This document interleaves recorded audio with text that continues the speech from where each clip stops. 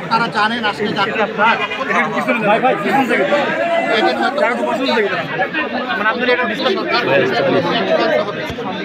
কিন্তু সব কিছুকে ফেলে মনের টানে নৈতিক দায়বদ্ধতার জায়গা থেকে আমরা দ্বিতীয় স্বাধীনতা যুদ্ধ যেটাকে বলা হয়েছে তার মহানায়ককে তার পরিবারকে শ্রদ্ধা দেখানোর জন্য আমরা এখানে চলে এসেছি।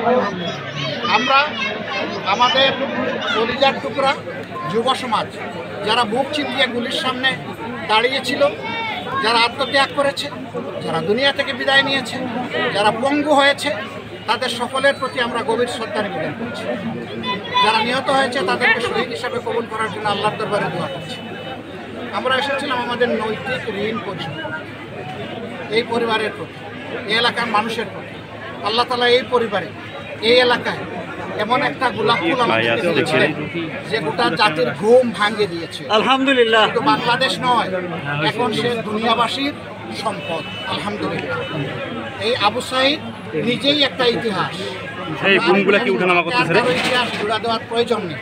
তবে হ্যাঁ, যারা শহীদ হয়েছে, এরকম যারা জীবন দিয়েছে, তারা প্রত্যেকেই একটা ইতিহাস। এবং যারা বেঁচে আছে গাজী হিসাবে লড়াই করে, তারাও ইতিহাস। আমরা এখান থেকে শিক্ষা নেই।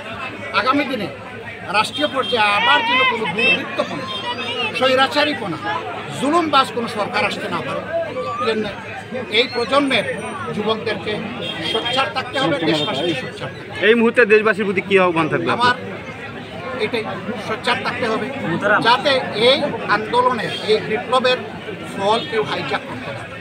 কোনো মন্তব্য, সে রাজনৈতিক শক্তি হোক, অন্য কোনো অপশক্তি হোক, আমরা কাউকে এলাও করব। আমরা প্রত্যেকেই এক একজন পাহারাদার হিসেবে জাতির অধিকারকে ইনশাআল্লাহ আমরা বাঁচিয়ে রাখার চেষ্টা করছি। আল্লাহ আমাদেরকে তৌফিক দান করুন। আপনাদেরকে অসংখ্য ধন্যবাদ। আপনারা কষ্ট করে এসেছেন, আপনারা জাতির বিবেক, আপনারা আপনাদের এই আওয়াজটা, আপনাদের মাধ্যমে আমাদের এই আওয়াজটা আপনারা জাতির কাছে পৌঁছে দেবেন, এটা আমাদের অনুরোধ। এবং আসুন আমরা একসাথে যুদ্ধ করি অন্যায়ের বিরুদ্ধে, ন্যায়ের। নতুন যে সরকার, অন্তর্বর্তী সরকার, এই বিপ্লব করেছে আমাদের যুব সমাজ। আমি সেদিন প্রেসিডেন্টের ওখানে বলেছিলাম, প্রেসিডেন্ট হাউসে, যে বিপ্লবের first and last stakeholder হচ্ছে আমাদের যুব সমাজ। সুতরাং তাদের সাথে কথা বলে আগামীর দিক নির্দেশনা নিতে হবে, পথ ধরতে হবে।